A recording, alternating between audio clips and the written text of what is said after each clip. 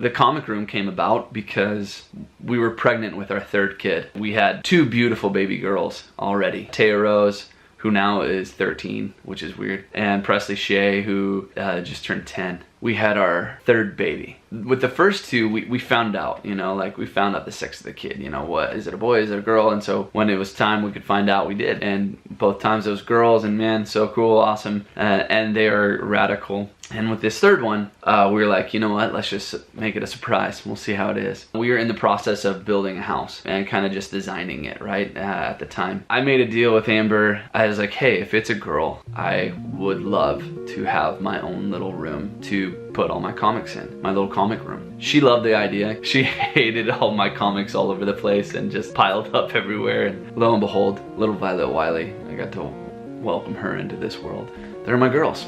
So yeah, I've got this house full of ladies now. The comic room is kind of like my fortress of solitude. It's kind of like my sanctum sanctorum, right? It's my bat cave. It's a place where I get to kind of focus, you know? And I think that everybody has it. Everybody has a comic room. You know, where do you go to have that silence and solitude? Where do you go to have that quiet time, or to get refreshed, or to get focused? It's like my own space where I don't have to, it can be as messy as I want it to be. It can be as clean as I want it to be. It almost is kind of like a place for counseling for my own brain and my own heart, you know? And so, yeah, my cousin Jason gave me my first comic when I was 8, and it was the Uncanny X-Men issue 250. I read that thing a billion times. Like, it was so amazing to me, the story and the art, and it was just, I was hooked.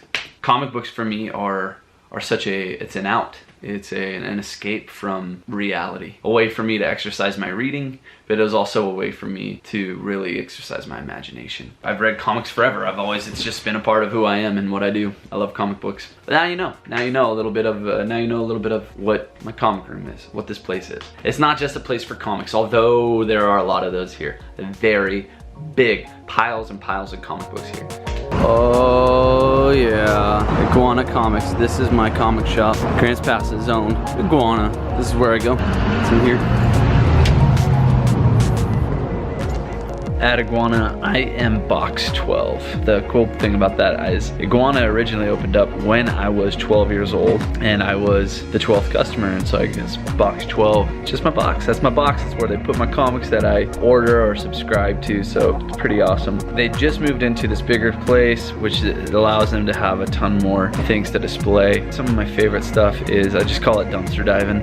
It's when I get to go through the back issues, you know, looking for these hidden gems of comics that have been read, and just to go through back issue bins and just look for cool little, what can I find, you know, and what can I discover. I love going to any comic shop. This is just my local one here in Grants Pass, and I love it. Iguana, I love just going there. I can just zone out, and it's like being a kid in a candy store for me. You just zone out for hours just looking.